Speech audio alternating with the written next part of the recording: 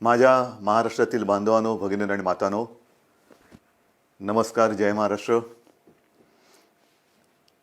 काय बोलू, कारण गेले काही दिवस त्याच गोष्टी पुन्हा पुन्हा सांगतोय. दिवस एक एक एक एक एक एक उजाडतोय, मावळतोय. नवीन दिवस उजाडतोय, तोही मावळतोय. अनेक जण मला प्रश्न विचारतात. म्हणजे प्रश्न तोच आहे जो तुमच्याही मनात आहे, माझ्याही मनात आहे. एकूणच हे जे काही युद्ध चालू आहे, मला एका लता दीदींच्या गाण्याची आठवण आली. संपूर्ण जगाची अवस्था सरणार कधी रण, याच परिस्थितीत आहे. वाट बघतोय आपण, हे रण संपणार कधी. आणि हे रण लढताना, युद्ध लढताना मागेही आपल्याला बोललो होतो की शत्रू समोर असेल तर आत्तापर्यंत आपण हिंदुस्थानी सगळे जे आहेत, सगळे माझे महाराष्ट्रातले माता भगिनी बांधव आहेत, त्यांनी एक गाव दोन तुकडे करून ह्या शत्रूचा कधीच नायनाट केला असता. पण हा शत्रू दिसत नाही आहे ना, तीच तर पंचायत आहे.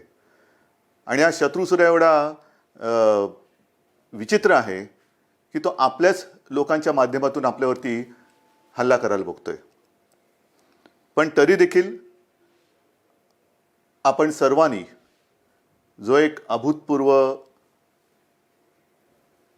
पराक्रमच, मी म्हणेन, होय पराक्रमच आहे, अभूतपूर्व पराक्रम केलेला आहे की संयम, धैर्य, हिम्मत, जिद्दीने लढतो होता आपण. आणि ही जिद्द, मला खात्री आहे उद्या हे आपलं युद्ध सुरू होऊन, म्हणजे महाराष्ट्राचं 6 आठवडे पूर्ण करतो आपण. 6 आठवडे फार मोठा काळ आहे. गेल्या वेळेला बोललो होतो तेव्हा 5 आठवडे पूर्ण केले होते. आता 6 आठवडे उद्या पूर्ण करू. आकडेवारी काय आहे, महाराष्ट्रामध्ये काय चाललेलं आहे, अनेकांना प्रश्न पडतो. मुंबईत काय चाललंय, महाराष्ट्रात काय चाललेलं आहे. मी नम्रपणाने आपल्यासमोर काही माहिती ठेवतो आहे. याचा अर्थ असं नाही की इतर देशामध्ये इतर राज्य काही कमी करतात, असं नाही आहे. पण आजपर्यंत म्हणजे मी तुमच्याशी बोलतोय, हा आकडा माझा कालचा आहे. त्याच्यानंतर कालची रात्र आणि आत्ता 1 वाजतोय. 1 वाजेपर्यंत आणखीन हा आकडा पुढे सरकलेला आहे. आणि तो आकडा आहे आपण महाराष्ट्रामध्ये किती टेस्ट केलेले आहेत. एक जे काही सगळीकडे काहूर उठतं ना, टेस्ट करा, करतोय आपण टेस्ट. जसं जसं आपल्याला शक्य होतंय तसं आपण या सगळ्या सोयीसुविधा वाढवतो आहोत. आत्तापर्यंत माझ्याकडे जो आकडा आहे, आत्तापर्यंत म्हणजे हा कालचा, मी पुन्हा एकदा सांगतो, काल संध्याकाळपर्यंतचा साधारणतः 66,796, म्हणजे 66,800 पर्यंत ह्या टेस्ट झालेल्या आहेत. त्याच्यामध्ये किमान 95% ह्या टेस्टमधले जे आपल्या व्यक्ती होत्या त्या निगेटिव्ह आलेल्या आहेत. म्हणजे त्यांना ह्याचा प्रादुर्भाव झालेला नाही. 66-67,000 ह्या टेस्ट झाल्यानंतर मग जे चित्र आपल्यासमोर आहे ते हेच आहे की साधारणतः 3,666-67,000 टेस्ट केल्यानंतर त्याच्यात 3,600 हे पॉझिटिव्ह आलेले आहेत. एकूण आत्तापर्यंत त्यातले 300-350 हे कालपर्यंत सांगतोय, ज्यांना ह्याचा प्रादुर्भाव झाला होता त्यांना बरं करून आपण घरीसुद्धा सोडलेलं आहे. आत्तापर्यंत सुद्धा एक आपण समाधान मानू शकतोय की जेवढे काही पॉझिटिव्ह रुग्ण आपल्याला सापडत आहेत त्यांच्यात किमान 70 ते 75% हे अतिसौम्य किंवा ज्यांना अजिबात लक्षणं नाहीत या वर्गात मोडत आहेत. आपल्याकडे जवळपास आज 52 रुग्ण हे थोडेसे मध्यम गंभीर ते अतिगंभीर या वर्गामध्ये मोडत आहेत. आपलं आता लक्ष आहे हे जे गंभीर आहेत त्यांना वाचवणं. पण होतंय काय की काही ठिकाणी आजसुद्धा मला ठिकठिकाणच्या डॉक्टरांकडनं जे काही त्यांच्याशी चर्चा करतोय तर असं समजतंय की बऱ्याच वेळेला अगदी शेवटच्या टप्प्यामध्ये हे रुग्ण आपल्याकडे येतात. म्हणजे आपण काहीच करू शकत नाही. काही केसेसमध्ये तर असे आढळून आलेलं आहे की तो रुग्ण आल्यानंतर त्याचा रिपोर्ट टेस्टला दिल्यानंतर तो जो काय काळ लागतो, टेस्टसाठी जो काय काळ लागतो, रिपोर्ट येण्यासाठी तो लागतोच आहे. तो काय अजून कोणी कमी नाही करू शकलेला. तो रिपोर्ट प्राथमिकता देऊन आपण करून घेतो की हा गंभीर आहे, ह्याचा रिपोर्ट आम्हाला आधी द्या. एक काही अपवादात्मक परिस्थितीत असे झालेलं आहे की ते रिपोर्ट येण्याच्या आतच त्यांचं दुर्दैवाने निधन झालेलं आहे. आणि म्हणून मला नेहमी हेच तुम्हाला सांगतो आहे आणि सांगायचं आहे की कोणतेही लक्षण, सर्दी, खोकला, ताप हे लपवू नका. घरच्या घरी उपचार करू नका. आपण याची विभागणी केलेली आहे, ज्याला आपण फीवर क्लिनिक म्हणतो. सर्दी, खोकला, ताप यांच्यासाठी दवाखाने पण सुरू केलेले आहेत. ज्यांना ज्यांना ही लक्षणं आढळतील, ही अशी काही ज्याला म्हणतो ना की नुसतं संसर्ग म्हणजे हात लावला तरी झालं असं नाही आहे. जर मास्क लावला, थोडं अंतर ठेवलं तर हे प्रादुर्भावाचा टाळता येतो. पण आपल्यापासून आपल्याला हे लक्षणं दिसत असतील तर लोक वालीत टाकतील का? अशा संस्कृतीचा महाराष्ट्र नाही आहे. एकमेकाला मदत करणारी आपली संस्कृती आहे. आणि म्हणून मी पुन्हा आपल्याला विनंती करतोय की जर का कोणाला अशी लक्षणं आढळली, स्वतःमध्ये अशी लक्षणं वाटली, तर न घाबरता, न पळता, घरच्या घरी न राहता तुम्ही ह्या दवाखान्यात या. जेवढं लवकर आपण याल तेवढं लवकर आपल्यावरती इलाज होईल. आणि मी गेल्या वेळेला सांगितलं होतं की करोना झाला म्हणजे संपलं, असं नाही. आज सुद्धा जे मी तुम्हाला आकडा दिलेला आहे, बरं होऊन म्हणजे काही ठिकाणी तर जवळपास गंभीर झालेली रुग्णसुद्धा बरे होऊन आपण घरी सोडलेत, म्हणजे त्यांना जाऊ दिलेलं, बरं करून घरी जाऊ दिलेलं आहे. तर असंही आहे, अगदी 6 महिन्याच्या बाळापासून 83, 84, 85 वयाच्या आजीपर्यंत रुग्ण हे बरे झालेले आहेत, बरे होत आहेत. पण वेळेमध्ये आले तर, वेळेत आले पाहिजे. एक गोष्ट मला आणखीन सांगावीशी वाटते की काल मी संध्याकाळी मुंबईतील जे आपले खाजगी दवाखाने आहेत, हॉस्पिटल्स आहेत, किंबहुना स्वतः काही प्रॅक्टिस करणारे डॉक्टर्स आहेत, यांच्यापैकी काही डॉक्टरांशी बोललो. आणि मला समाधान आहेत, हे सुद्धा कुठेही लढायला कमी नाही आहेत. त्यांच्याशी मी स्वतः बोललो, आपले टास्क फोर्सचे डॉक्टर बोलले, महापालिका आयुक्त बोलले.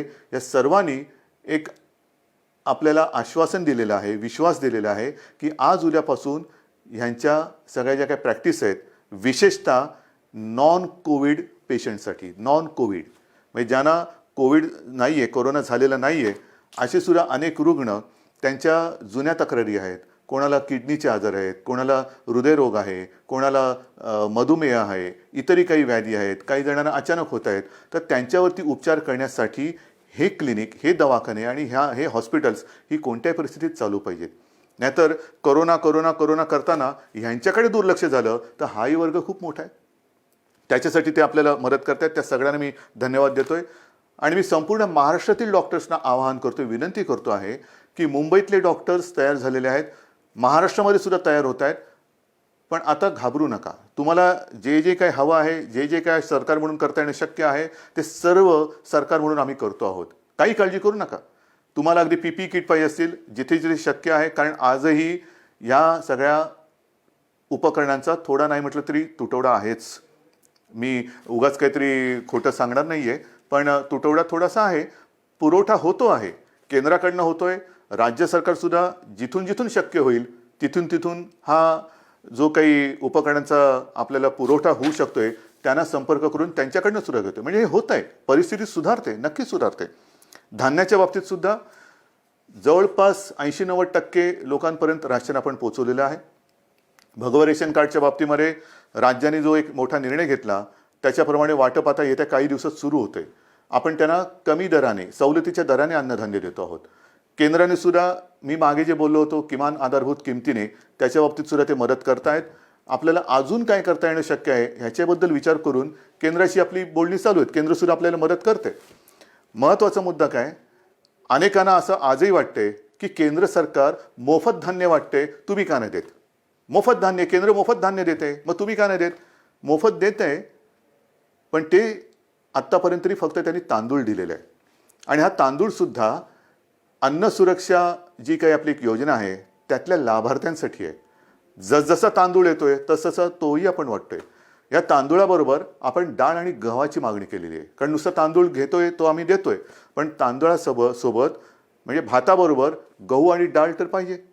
त्या गहू आणि डाळीची सुद्धा आपण मागणी केलेली आहे. आणि मला विश्वास आहे अजून जरी त्याच्यात काही सुधारणा झाली नसली तरी लवकरात लवकर केंद्र सरकार ही आपली मागणी मान्य करून डाळीचा आणि गव्हाचा सुद्धा पुरवठा आपल्याला करेल.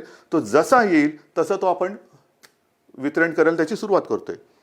एकूणच काय की हळूहळू आता गोष्टी या आपल्याला लक्षात आल्यानंतर त्याच्याही बाबतीत यंत्रणा ही व्यवस्थित काम करते आहे. हे सगळं करताना आता उद्या 20 तारीख आपण तर आपला लॉकडाऊन 30 तारखेपर्यंत आणि केंद्र सरकारने म्हणजे माननीय पंतप्रधानांनी तर 3 मे पर्यंत केलं. चांगली गोष्ट केली. ह्याचं कारण असं की गेल्या काही दिवसामध्ये हे जे काही आकडे आहेत हे केंद्र सरकार सुद्धा बोलते की थोडेसे त्याच्यामध्ये घट होते. महाराष्ट्रामध्ये सुद्धा आणि मुंबईमध्ये सुद्धा मी अद्याप काही बोलणार नाहीये. गेल्या काही दिवसातले आकडे ह्याची पुन्हा मी एक तपासणी करायला सांगितले की मला खात्रीपूर्वक सांगा. आहे रोजची मला माहिती येते, पण कुठेही भ्रमात आपण राहायचं नाहीये. कारण हा कोरोना जो आहे जगभराचा आपण अनुभव घेतला तर त्याची वाढ होते, पुन्हा थोडी खाली होते, पुन्हा वरती येतो, पुन्हा खाली जातो. हे थोडं वरखाली होतं. खाली लवकर येईल आणि वर जास्त जाणार नाही ह्याची दक्षता आपल्याला घ्यायची. कुठेही भ्रमात राहून चालणार नाही, गाफील राहून चालणार नाही. आता काय झालं, आला खाली नाही, खाली नाही, तो खाली आला आणि आपण गाफील राहिलो तर तो खाली आणि जाऊ रे. तर तसं नकोय, मला गाफील राहायचं नाहीये. आज मला महत्त्वाचं जे सांगायचं आहे की 20 तारखेपासून जे काही सगळं ठप्प झालेलं आहे, अर्थचक्र आपलं या कोरोनाच्या चिखलात रुतलेलं आहे. अर्थचक्र हे पुन्हा फिरवायलाच पाहिजे, नाहीतर कोरोनातून आपण बाहेर पडू आणि आर्थिक संकटात म्हणजे आगीतून फुफाट्यात. आणि त्याच्यासाठी उद्यापासून परत एकदा गणपती बाप्पा मोरया करून काही ठिकाणी आपण याला मोजक्या आणि माफक स्वरूपात परवानगी देत आहोत. त्याबद्दल सुद्धा मला थोड्याशा गोष्टी स्पष्ट करायच्या आहेत. आता एकूण राज्याचं जर का चित्र आपल्या डोळ्यासमोर आणलं तर काही जिल्हे सुदैवाने हे 0 रुग्णाचे आहेत. 0, तिकडे एक सुद्धा रुग्ण नाही आहे आणि तो होताही कामा नये. काही ठिकाणी जे थोडेसे होते त्याच्यात आता घट येत म्हणजे नवीन रुग्ण नाही आहे आणि त्याच्यात वाढ होत नाही आहे. आहेत ते सुद्धा बरे होऊन घरी चाललेले आहेत. मग आपण थोडे झोन केलेले आहेत, red zone, orange zone, green zone. Red zone साहजिकच आहे, जिकडे आज देखील रुग्णांच्या संख्येमध्ये वाढ होते ते रेड झोन आहेत. ऑरेंज झोन जिकडे रुग्ण आहेत पण नवीन वाढ तशी झालेली नाही आहेत. आणि तिसरं ग्रीन झोन म्हणजे तिकडे 0 आहे. तर ह्या खास करून ग्रीन झोनमध्ये आणि ऑरेंज झोनमध्ये आपण माफक स्वरूपामध्ये उद्योगधंद्यांना परवानगी देतो आहोत. ह्याबद्दल सूचना या तळागाळापर्यंत गेलेल्या आहेत. आजपर्यंत आपण काय करत होतो, फक्त आणि फक्त जीवनावश्यक वस्तूंच्या उद्योगांना आणि त्याच्या मालवाहतुकीला परवानगी देत होतो. आता जिथे जिथे शक्य आहे त्या उद्योजकांना सुद्धा आपण सांगतो आहोत की जर तुम्ही तुमच्या मजुरांची काळजी, कर्मचाऱ्यांची काळजी तुमच्या त्या आवारात घेत असाल, आम्ही धान्य पुरवठा करू, तुमचं रॉ मटेरियल येईल, सगळं काम तुम्ही करा, मजुरांची ये जा होता कामा नये. कारण हे जे काय माल वाहतूक वेगळी आणि व्हायरस वाहतूक वेगळी. आपल्याला व्हायरस वाहतूक नाही करायची, आपल्याला माल वाहतूक करायची. म्हणून माल चालू राहील, त्याची वाहतूक चालू राहील, पण व्हायरस बंदी ही राहणारच. व्हायरसची वाहतूक होणार नाही. ही व्हायरसची वाहतूक ही कळत नकळत होते आहे. आणि म्हणून आता मला कोणताच धोका पत्करायचा नाही आहे, अजिबात नाही आहे. जे तुम्ही आत्तापर्यंत सहकार्य केलेत मला माहिती आहे खूप कठीण आहे. काही न करता शांत बसून राहायचं ह्याच्यासारखी दुसरी मला नाही वाटत दुसरी कोणती शिक्षा असेल. पण ती शिक्षासुद्धा तुम्ही एक तुमचं कर्तव्य म्हणून भोगता आहात, सोसता आहात. तुम्ही शिस्त पाळताना मी दुसऱ्याला शिस्त नाही मोडू देणार, अजिबात नाही. कारण ती आता परवडणार नाही आपल्याला. आणि त्याकरता आपण ह्या काही गोष्टी सवलती म्हणा किंवा थोडीशी एक हातपायाची म्हणजे बराच वेळ अंग आखडून गेल्यानंतर हळूहळू आपण सुरू करतो ना, तसं सुरू करायचं आहे. एकदम उठून उड्या मारायला लागला तर पुन्हा काहीतरी व्हायचं. तर तसं नाही, हळूहळू शिथिलता आणत आपण पुन्हा पूर्वपदावरती यायचं आहे. आणि त्याच्याकरता ह्या काही ज्या मुभा म्हणतोय त्या आपण देतो आहोत. त्याच्यामध्ये साहजिकच आहे, शेती आणि कृषी याच्यात पहिलेही बंधन नव्हतं, आताही राहणार नाही. जीवनावश्यक वस्तू, त्यांचा पुरवठा, त्यांचं उत्पादन ह्याच्यात कुठेही एक रुकावट येणार नाही. इतरही काही ज्या काही गोष्टी आहेत त्याची सुद्धा वर्गवारी केलेली आहे. केंद्राकडनं सुद्धा आत्ताच एक सूचना आलेली आहे, सूचनाची नियमावली आलेली आहे, त्याच्याप्रमाणे सुद्धा काही होईल. म्हणजेच काय की एक लक्षात घ्या की जिल्ह्याच्या वेशी आपण उघडत नाही आहोत, अजिबात नाही. या जिल्ह्यातून त्या जिल्ह्यात जायला अजूनही परवानगी दिलेली नाही. फक्त माल वाहतूक होत राहील, पण आपण तर घरातच राहायचं आहे. जिल्ह्यातल्या जिल्ह्यात जिथे म्हणजे हे जिल्हे जिथे त्याच्यात काही 0 आहे, ग्रीन झोन आहे, तिथल्या तिथे म्हणजे तिथे आता कोरोना नाही आहे, त्याच्यात आपण तिथल्या तिथे ये जा करायला देतोय. दुसऱ्या जिल्ह्यात त्या जिल्ह्यात देतोय. पण ह्या जिल्ह्यातली माणसं त्या जिल्ह्यातली माणसं ह्या जिल्ह्यात, हे आता तरी आपण होऊ देत नाहीये. किमान 3 मे पर्यंत तरी ही बंधन आपल्याला पाळायचे. आणि हे करताना मला साहजिक आहे की काही जणांच्या मनासारखं होतंय, ते आपल्याला आशीर्वाद देत आहेत, माझं कौतुक करतायत, उद्धवजी चांगलं काम करतायत. काही जणांच्या मनासारखं होत नाही आहे, साहजिकच आहे, ते माझ्यावरती थोडेसे रागावले असतील. खास करून मी माझ्या पत्रकार बांधवांना सांगतोय, पत्रकार बांधव, कारण काल आपण एक नियम सगळ्यांना सांगितला की वृत्तपत्रांवरती बंदी नाही आहे, अजिबात नाही आहे. वृत्तपत्र ही जसं आपण पेपर स्टॉल म्हणतो तिथे उपलब्ध करायला काही हरकत नाही आहे, पण खास करून मुंबई पुणे जिथे रेड झोन आहे तिथे मात्र घरोघरी वृत्तपत्र आज तरी टाकू देणं हे मला योग्य वाटत नाही आहे. मला कोणाशी वाद नाही करायचा की याने काय होतं त्याने काय होतं, नाही. कदाचित माझी भीती अनाठही असेल, भीती अयोग्य असेल.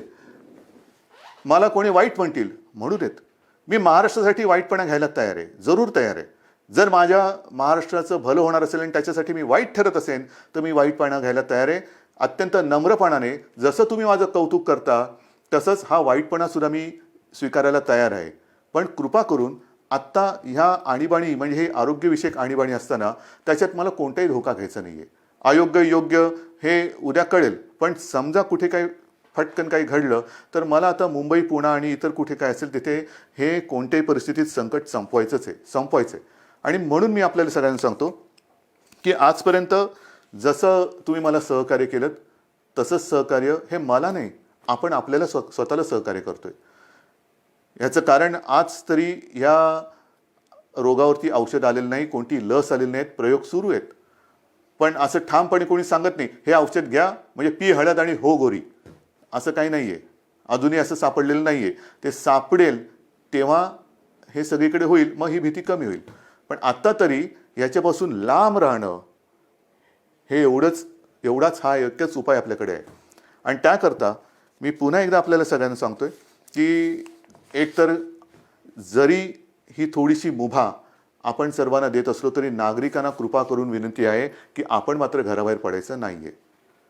अत्यंत आवश्यक असेल तेवढ्या पुरतंच घराबाहेर पडा. पडताना घरगुती मास्क असेल तो वापरा.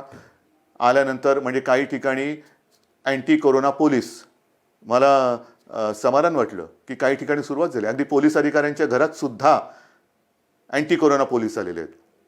मी काल ऑनलाईन बातमी बघताना आपल्या विश्वास नांगरे पाटलांना त्यांच्या घरात जाताना त्यांच्या अँटी करप्शन पोलीसने अडवलेलं आहे की बाबा थांबा, बाहेर फोन तुमचा सॅनिटाईज करा, हात धुवा, आत आल्यानंतर पहिला आंघोळीला जा. हे फार महत्त्वाचं आहे. अँटी कोरोना पोलीस म्हणजे घरातल्या घरात आपण काळजी घेणं गरज आहे. आपल्या मातापित्यांची काळजी घेणं, विशेषतः ज्यांना हे काही विकार असतील, डायबिटीज असेल, हृदयविकार असेल, इतरही काही मधुमेह असेल, ते वेळच्या वेळेला औषध घेतात की नाही आणि त्यांची ही सगळी जी लेवल आहे, हे जे काही विकार आहेत ते मर्यादेच्या आत राहतात की नाही हे बघणं हे आपल्या घरातल्या सगळ्यांचं कर्तव्य आहे.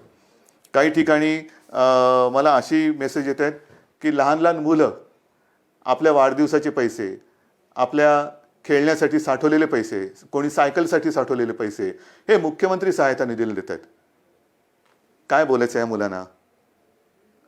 कौतुक तर केलंच पाहिजे, आशीर्वाद तर दिलेच पाहिजे, पण मी ह्या बाळगोपाळांना सांगतो की तुम्ही काळजी करू नका. अहो आम्ही आहोत, ही माझ्यासोबतची जी पिढी आहे ती समर्थ आहे आणि हे सगळं युद्ध चाललंय हे तुमच्या भवितव्यासाठीच चाललेलं आहे. मला कल्पना आहे की पैसा करून ती एक गंमत असते, पैसा साठवणं आणि त्या साठवलेल्या पैशातून स्वतःसाठी या काही गोष्टी करणं. म्हणजे अनेक ठिकाणी घरात ह्या गोष्टी अशा आहेत की हट्ट नाही करायचा. आपल्या खाऊचा पैसा असेल, वाढदिवसाचा पैसा असेल, हा साठवत ते करायचं. तुम्ही नका करू, आम्ही आहोत, आपण खंबीर आहोत, सरकार खंबीर आहे, ही पिढी खंबीर आहे. आज सुद्धा मुख्यमंत्री सहायता निधीला मदत येते. CSR फंड मग तिकडे चालतो इकडे चालत नाही, मला तर त्या राजकारणात जायचंच नाही आहे. पण CSR फंडासाठी सुद्धा आपण एक वेगळा निधी त्याचा अकाउंट सुरू केलेला आहे. ज्यांना CSR म्हणून द्यायचं आहे मुख्यमंत्री सहायता निधीला, त्यांना CSRसाठी एक वेगळा अकाउंट आपण उघडून दिलेलं आहे. या सगळ्या गोष्टी करतो. आणि त्याचबरोबरीने घरामध्ये राहून थोडीशी एक अस्वस्थता येते, बेचैनी येते, काय करायचं कळत नाही, मग कोणाला विचारायचं, घरी कोण आहे. 2 गोष्टी आपण सुरू केलेल्या आहेत. एक तर खरं म्हणजे महाराष्ट्रामध्ये याची गरज नाही आहे, कारण महाराष्ट्र आपला हा सुसंस्कृत आहे. पण ज्या बातम्या येतात जगभरातून की घराघरामध्ये महिलांवरती अत्याचार किंवा हिंसाचार ह्या गोष्टी वाढत आहेत. महाराष्ट्रात असं होणार नाही. एक सुद्धा केस अशी होता कामा नये, अजिबात होता कामा नये.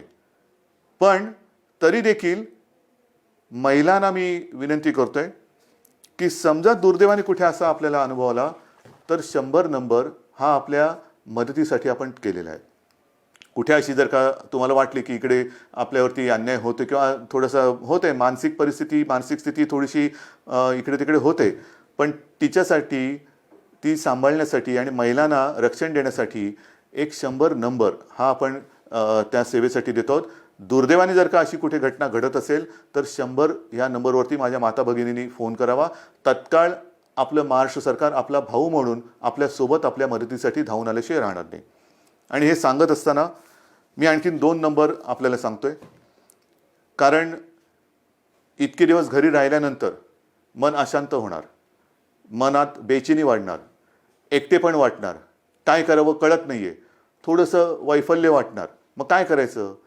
तर त्याच्यासाठी सरकारने 2 नंबर आपल्यासाठी दिलेले आहेत. घेता लिहून? कागद पेन आहे हातामध्ये? ठीक आहे, बघा पटकन.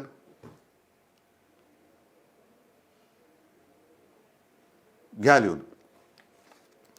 पहिला नंबर आहे तो मुंबई महापालिका आणि बिर्ला. अनेक स्वयंसेवी संस्था आपल्याला विविध रूपाने मदतीला येत आहेत. कोणी अन्नधान्य देत आहे, कोणी पैसे देत आहे, कोणी उपकरणं देत आहे, काही या सेवा देत आहे. त्याच्यामध्ये बिर्ला आणि मुंबई महापालिका ह्या दोघांनी मिळून एक सेवा सुरू केलेली आहे. नंबर नीट लिहून घ्या. 1800 लिहिलात? 1800 120 820050. पुन्हा एकदा सांगतो. 1800 120 820050. हे मुंबई महापालिका आणि बिर्ला यांच्या सौजन्याने आहे. दुसरा नंबर जो आहे त्याच्यामध्ये आपला आदिवासी विभाग आहे. त्या आदिवासी विभागाने एक जबाबदारी घेतली, त्यांना सुद्धा धन्यवाद देतो. त्यांच्यासोबत प्रोजेक्ट मुंबई ही एक संस्था आहे आणि दुसरी प्रफुल्ला. ह्या तीन जण मिळून त्यांनी सुद्धा ही एक सेवा सुरू केलेली आहे. तोही नंबर देतो. तो नंबर घ्या. 1800 बरोबर आहे. 1800 102 4040. सांगू परत? घ्या. 1800 102 4040. तर असं हे आपण जे काय करता येणं शक्य असेल ते करतोय. पण तूर्त 3 मे पर्यंत बाकी सगळ्या गोष्टी ह्या लॉकडाऊनमधल्या तशाच बंद राहतील. कोणत्याही स्वरूपाचे धार्मिक, राजकीय, सांस्कृतिक कार्यक्रम हे महाराष्ट्रामध्ये होणार नाही. कोणत्याही प्रकारची रेल्वे वाहतूक, विमानाची वाहतूक ही महाराष्ट्रात, मुंबईत होणार नाही. वृत्तपत्र माझ्या बांधवांना त्यांना सांगतोय की काल मी काही जबाबदार संपादकांशी आणि व्यक्तींशी बोललो. त्यांच्याशी त्यांना नीट समजून सांगितल्यानंतर त्यांनाही हे लक्षात आलेलं आहे. येत्या 2-3 दिवसात मुंबई पुन्हा वगळून इतरत्र महाराष्ट्रामध्ये आपण काय करू शकतो त्याच्याबद्दल आपण निर्णय घेतो आहोत. काळजी करू नका. सगळ्यांनाच कामं करण्याची इच्छा आहे. कोणालाच असं वाटत नाही आहे की हे बंधन आपल्याला फार हितकारक आहे. अजिबात नाही आहे. शेवटी बंधन टाकणं ही आनंदाची नाही तर अत्यंत क्लेशकारक गोष्ट असते. तुम्हाला मी उलटं मुख्यमंत्री म्हणून आणि सरकार म्हणून आमचं काम असं आहे की जास्तीत जास्त स्वातंत्र्य, एक मोकळेपण हे आपल्या जनतेला द्यावं, आनंद त्यांना द्यावा. पण ही परिस्थिती अशी आहे की सगळ्यांना बंधन आणण्याची एक विचित्र परिस्थिती या सरकारवरती आणि संपूर्ण जगावरती आलेली आहे. मला खात्री आहे की ह्या सगळ्या गोष्टी आपण समजून घेत आहात. समजून घेतल्या नसत्या तर तुम्ही सहकार्यच केलं नसतं. विशेषतः जे इतर राज्यातले मजूरसुद्धा आहेत त्यांनीसुद्धा आता सहकार्य करण्याचं एकूण मला दिसतंय की ठरवल्यासारखं आहे, कारण ते सुद्धा शांत झालेले आहेत. त्यांच्यासाठी मी पुन्हा बोलतो कि केंद्र सरकार के साथ हमारी बात चल रही है. आने वाले कुछ ही दिनों में मुझे पक्का भरोसा है, विश्वास है कि कुछ ना कुछ तो रास्ता निकल आएगा, निकल कर आएगा. और आप चिंता मत करो, महाराष्ट्र में आहिस्ते आहिस्ते हम काम शुरू करने जा रहे हैं. अगर संभव है तो आप आइए, काम पर लौट आइए, आपकी रोजी रोटी चालू रहेगी. और जिस दिन ये माहौल है ये ख़त्म हो जाएगा, मैं आपको वचन देता हूँ कि आपके घर तक महाराष्ट्र सरकार आपको पहुँचाएंगी. लेकिन हम चाहते हैं कि आप जब भी घर जाएंगे, पूरा परिवार आपका वहाँ होगा, आप यहाँ हैं. ये अच्छी बात नहीं है, मैं भी मानता हूँ, समझता हूँ. लेकिन जब भी आप घर लौटेंगे, एक खुशी खुशी जाओ, डर कर नहीं जाना. वो भी डरे हुए हैं, आप भी डरे हुए हैं. आप उनको बता दीजिए, हमारे महाराष्ट्र में हम हैं, महाराष्ट्र की सरकार हमारा अच्छा ख्याल रख रही है. आप हमारी चिंता ना करें, आपकी भी चिंता, वहाँ की सरकार आपका ख्याल रख रही है, तो आप भी चिंता ना करें. लेकिन सब संभल कर रहिए. ये दिन कुछ ही दिनों का सवाल है, ये भी दिन निकल जाएंगे और फिर से मुझे पक्का भरोसा है खुशी की दिन लौट आएंगे. और इन शब्दों के साथ सबको मैं आभार व्यक्त करता हूँ, धन्यवाद देता हूँ. सगळ्यांना जय हिंद, जय महाराष्ट्र. लढायचंच आणि जिंकायचंच.